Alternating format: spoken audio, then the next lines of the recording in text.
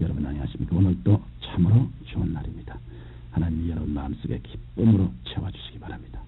저는 빌립보서 4장 4절의 말씀을 가지고 우리가 소유해야 할 기쁨이라는 제목으로 은혜를 나누고자 합니다. 우리 인간은 아무리 좋은 조건과 환경을 갖고 있다 해도 마음의 기쁨이 없으면 그 조건과 환경은 아무런 가치가 없는 것입니다. 그래서 아무리 좋은 조건과 환경을 소유했다 할지라도 기쁨을 잃어버린 개인이나 가정은 얼마 있지 않아야 파탄에 이르고 맙니다. 이와 같이 저와 여러분의 삶 가운데 기쁨이라는 것은 없어서는 안 될 필수적인 것입니다. 그럼 이 세상에서 우리가 어떻게 하는 이러한 기쁨을 얻을 수 있을까요? 오늘 저는 여러분에게 우리가 누려야 할 기쁨과 그 열매에 대해 말씀드리고자 합니다. 첫째로 우리는 건전한 생활의 기쁨을 얻어야 합니다. 우리는 일시적이긴 하지만 개인적인 생활의 기쁨으로서 취미를 가져야 합니다. 어떤 사람은 먹고 살기도 힘드는데 무슨 취미냐고 말하겠지만 먹고 살기가 어렵고 힘들수록 삶에는 의욕과 용기가 더욱 필요합니다. 이러한 의욕과 용기를 얻기 위해서는 더 많은 기쁨을 공급받아야 합니다. 기쁨이란 마치 자동차에 기름을 튀는 것과 같습니다.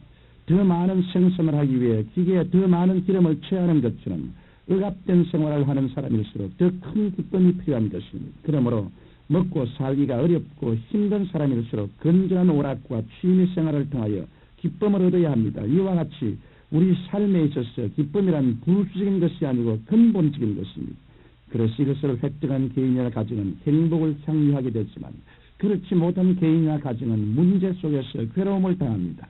요즘의 수많은 가정의 파탄은 이러한 사실에 연유하는 경우가 허다합니다. 그런데 많은 경비를 들이지 않고도 얼마든지 건전한 생활을 기쁨으로 누릴 수 있으니 쉬운 예를 들어보면 가장들은 술이나 도박 또는 헛되이 쓰는 돈을 아껴두었다가 한 달에 한 번쯤 가족들과 함께 나가 외식을 할 수 있을 것입니다. 그래서 주머니 사정대로 중국 음식도 좋고 양식도 좋으니 기운을 낼 수 있습니다. 그리고 손을 잡고 거리를 산책해 보십시오. 온 가족의 마음속에 기쁨이 넘치고 모두의 얼굴에는 화기가 돌 것입니다. 이 세상에서 가정보다 더 따뜻하고 좋은 곳은 없습니다. 부부간의 사랑, 부모 자식 간의 사랑보다 더 순수하고 참는 것이 어디 있습니까? 가정을 저버리고 세상 것을 취하는 것은 참으로 리스크 짝이 없는 것입니다. 그러므로 여러분은 어찌하든지 가정생활에서 기쁨을 나눌 수 있도록 연구하고 개발하며 추진해 나가게 되시기를 바랍니다. 둘째로 우리는 예수를 믿음으로 영원한 기쁨을 누려야 합니다. 이 기쁨은 세상 사람들의 기쁨과 다른 진리를 발견한 기쁨입니다. 옛 성경은 아침에 도를 들으면 저녁에 죽어도 한이 없다면서 진리를 찾으려고 애를 썼다고 합니다. 인생이 어디에서 와서 무엇 때문에 삶이 어디로 가는지 분명하게 깨닫게 되면 우리의 마음속에는 진리를 발견한 기쁨이 넘쳐납니다. 이 세상 사람들은 방랑자입니다. 방랑자에게는 참된 기쁨이 없습니다. 이동리주동리로 정치 없이 돌아다니는 방랑자의 생활은 한편 낭만적으로 보일지 모르나 실상은 깊은 절망밖에 없는 것입니다. 예수님께서는 요한복음 14장 6절에서 내가 곧 길이요 진리요 생명이니 나로 말미암지 않고는 아버지께로 올 자가 없나니라고 말씀하셨습니다. 우리는 성령의 감동하심을 받아 예수님을 구주로 모시게 되었습니다. 우리는 예수님을 통하여 우리의 모든 죄를 깨끗이 청산하였으며 하나님의 자녀가 된 것입니다. 그리고 하나님의 성령께서 우리 속에 거하게 되었습니다. 우리는 이제 진리를 알았으므로 우리 속에 기쁨이 넘칩니다. 또한 우리는 세상의 환경이나 세상의 명성에 쏠리지 않습니다. 잘 산다 해도 방탕하지 않고 못 산다 해도 낙심치 않습니다. 이러므로 빼앗길 수도 없고 빼앗기지도 않는 참다운 기쁨이 우리의 영혼이 깊이 뿌리박고 있는 것입니다. 나아가 예수님께서는 푸른 장래 우리를 이 어두운 세상으로부터 영원한 천국으로 인도하실 것을 약속하셨습니다. 다시는 슬픔과 눈물과 탄식함이 없고 앓는 것이나 죽는 것이 없는 질서 속에서 주와 함께 다스리며 살 수 있는 천국을 얻었으니 어찌 기쁘지 않겠습니까?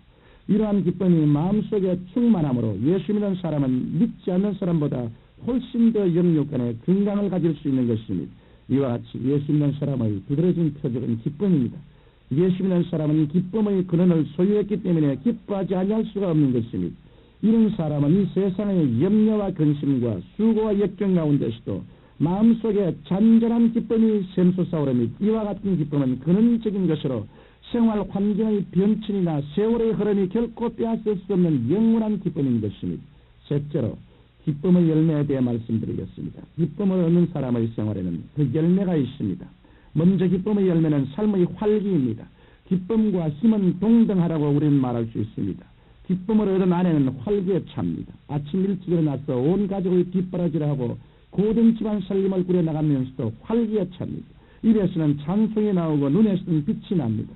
성도님들과 대화를 나누다 보면 환한 얼굴에 빛나는 눈을 가진 사람의 마음속에 가득한 그 기쁨은 주위를 밝게 만들어줍니다. 그러나 마음속에 기쁨이 없는 사람은 가까이 있는 사람들로 하여금 함께 기쁨을 상실하게 합니다.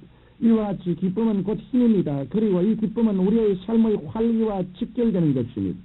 또한 기쁨의 열매는 관용입니다. 기쁨이 있는 곳에는 넓은 마음과 아량이 생겨납니다.